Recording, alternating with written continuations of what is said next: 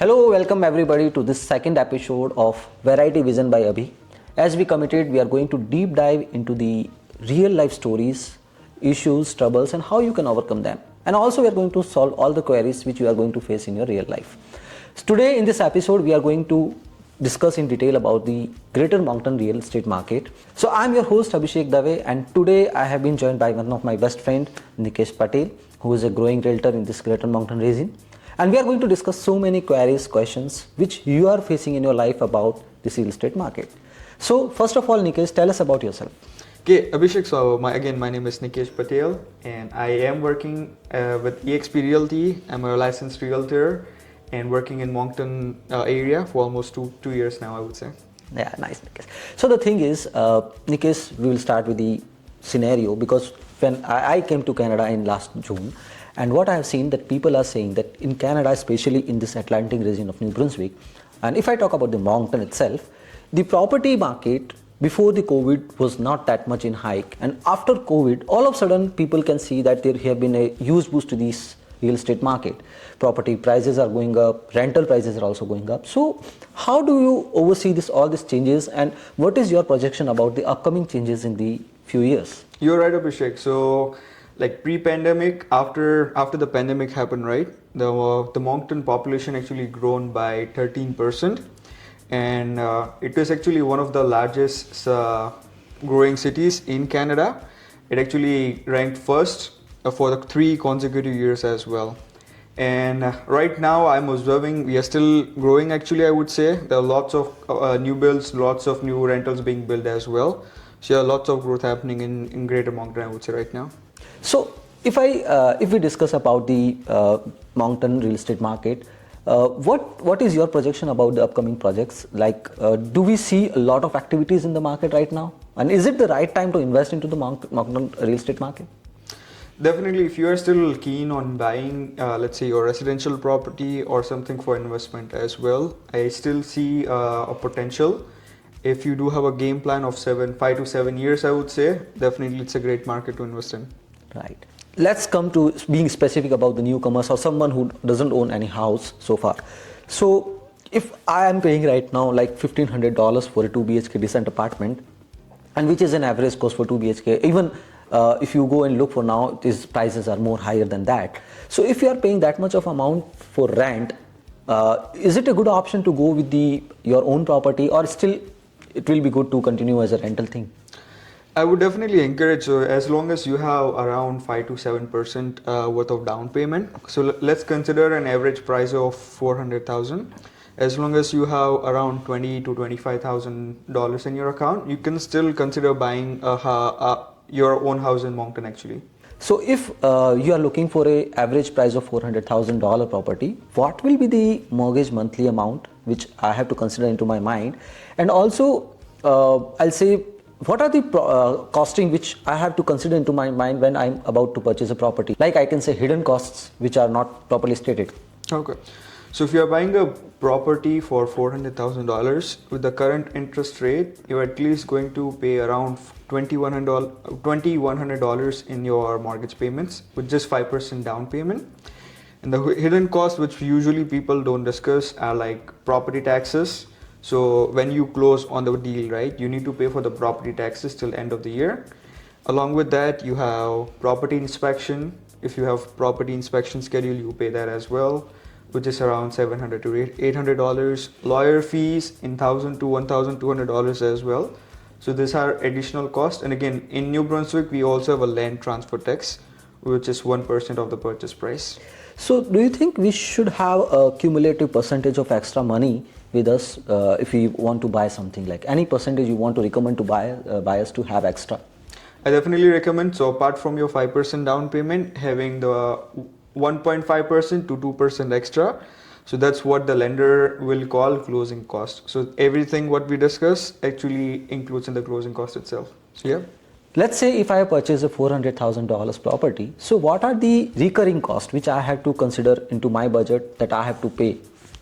The recurring cost will include, apart from your mortgage payment, it's your property insurance, which can range from $120 to $150 per month. Apart from that, you have your utilities, as you pay in rental as well, the same thing, NB Power, or if you have gas, Liberty Gas. And apart from that, you have your property taxes as well. So property taxes, either you can pay with your mortgage or you can just pay a lump sum next year as well. How much is an average property tax assessment comes up if I consider same figure like $400,000 property? So if you do consider 400,000 property, if it's a residential property, right, that you are going to live in, it can actually range anywhere from $3,800 to $4,200. If it's a rental property, the taxes might be higher. The thing is, let's say being a newcomer here and I plan to buy a home and I start my first move into the market. So what are the steps I have to follow? How am I going to start my approach, and what will be the final stage when I will be owning a house? So can you describe the total process throughout? Sure, it's actually a lengthy process, I would say. But the good thing is, if you do have a good realtor, he will be taking care of everything for you. So the first thing we recommend is either finding a good realtor or finding a good mortgage broker. Once you get that, the mortgage broker is actually going to help you check your qualifications and see what you are going to be approved for. And once you give them all the documentations, usually some mortgage brokers will be quick, depending on how long you take to provide them documents. Usually it's a 1 week period where they give you a pre-approval letter. So it's a letter that shows you what you will be qualified for, what price you will be qualified for. Once you have the pre-approval letter, you work with a realtor. The realtor is actually going to take your requirements, what you need, if you need how many bedrooms, bathrooms, garage, location. So everything is going to be taken by the realtor, and then he's going to show you the houses. So he's going to start the house tour for you, and that's what we call showings. So he schedules the showings with the sellers agents. And let's say if you like a property, right? That's when we are going to keep an offer on a property. So the thing is, like, I like a property, we made a final offer. So what is the wait time, or what is the lead time for that till I get the possession? Okay, so after let's say if we keep an offer on a property and our offer gets accepted, usually I would say it's 1 to 3 months. Within this time period, like within the first 10 business days after you get an accepted offer, you need to fulfill all your conditions. It's like inspection, deposit, and financing as well. These are the 3 major conditions. Once that is done, then that's when you will see the sold sign on the properties, when you see outside the house, right? That means the house is sold. Yeah. And we only need to wait for the closing date. So on the closing date, what we do is we just again go on the property, make sure everything is all fine. There are no additional damages. The sellers have kept what they agreed to keep. And then we just let the lawyers know we are good to close. And then on the same day, I will be the one, or the lawyers will be the one who will be giving you the keys. So again, it's a rough 1 to 3 months period, depending on when the sellers are able to vacate the property. Here comes the main question, that I have seen many people are stating that their experience after buying a home, that they were facing some issues with the appliances. Some of them were complaining about the constructional issues, structural issues. So in your view, what are the liabilities seller are still holding after selling the property, or buyer have to consider that what guarantee or warranties they are going to get, or what they have to consider that their own risks? Okay, so one thing I recommend to sellers is disclose. If they are aware of anything that might affect the property value, right? We call it actually latent effects. Okay. So something that we cannot see, right? Mm-hmm. So sellers actually do need to disclose those. Let's say if they have not disclosed that, and let's say if there was a major repair in the foundation, they have never disclosed anything, and they have just tried to cover it up. And after 3 months, it rains a lot, and then you just get flooding, and you notice that there were some repairs done when the seller was there. So that's when legal liabilities might come on the seller. But as long as they have disclosed everything, they are still safe, and we are still aware, right, before making a purchase on the offer. Do we have any option like we can get a third-party assessment of the property or something like that? So I would recommend getting an inspection on your conditions. So inspector spends around 3 to 4 hours on a property, whereas our regular showings might only last for 30 minutes to maximum 1 hour. So inspector will be the one who will be checking everything like appliances, electrical, plumbing, roof, flooring, everything in the house. And he actually prepares 40 to 50 pages of reports, which actually helps us and you as well.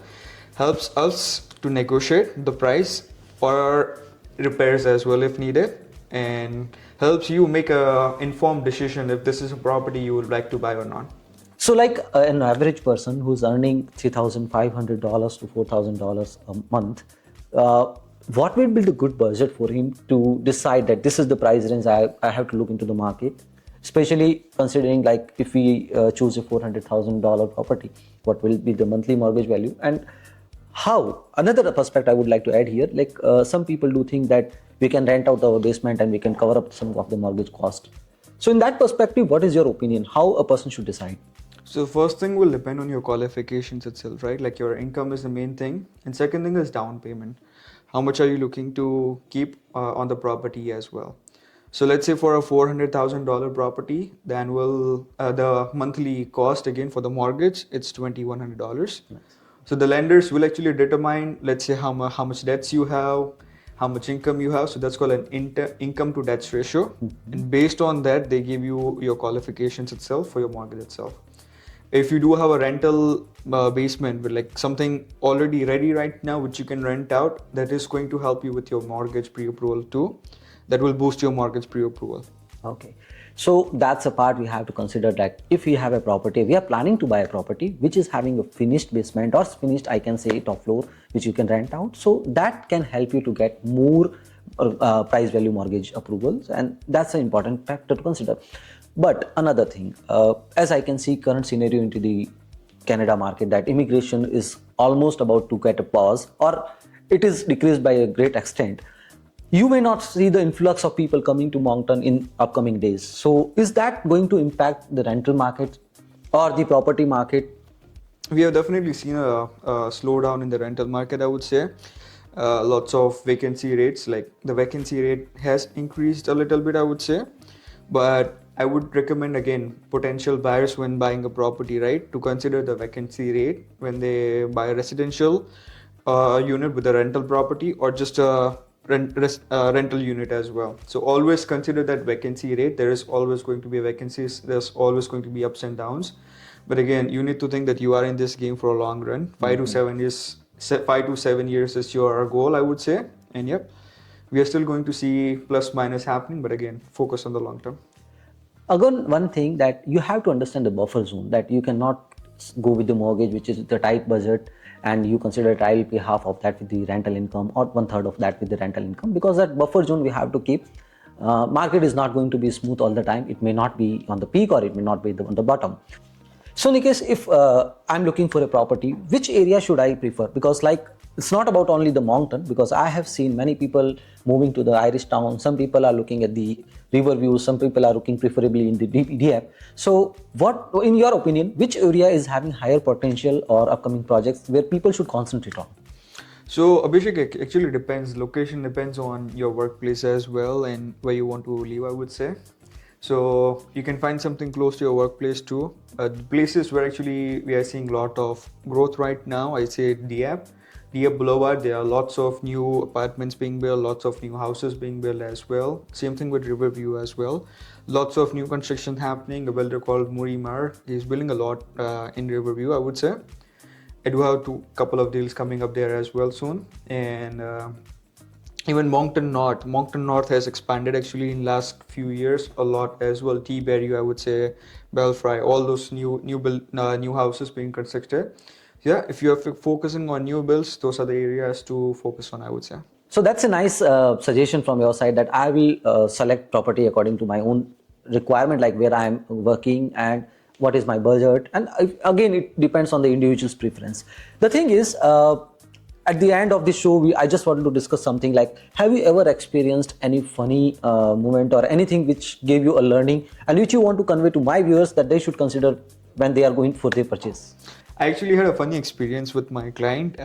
We are almost about to finalize the deal. We actually were on inspection on that, and my client walks up with a brand new car over there. And I questioned, when did he buy the car? And he just told me like last week. I was shocked. The reason why I was shocked is because it imbalances your debt to income ratio. The main thing what the lender actually gave you, the pre-approval was not dependent on the new car they bought. So I had to call the mortgage broker immediately, and we had to recalculate the numbers, and unfortunately the numbers did not work out well for that client. So if you're looking to buy a house, definitely before buying a car, I would say, do reach out to your mortgage broker and see if how this impacts your buying process as well. So guys, this is the most important part over here, that whenever you are planning to buy any house, any car, so it is always advisable to consult a financial advisor and take the advice that what is your profile, where your profile stands, and what will be good process, or what is the right time to buy something. So this is a brief idea we took from the Nikesh about the Moncton housing market, real estate market, how you can go ahead with your own purchase, or whether you can stay on your own rented apartment. I think we gave a detailed overview over here. I hope you like this video. I hope you found all the answers of the questions which were killing your mind all the time. And we tried to cover up all aspects of the real estate market in detail about the Greater Moncton. So if you like this podcast, don't forget to like and share and subscribe. And also there is a bell icon. Click on that to get updates of the upcoming podcast.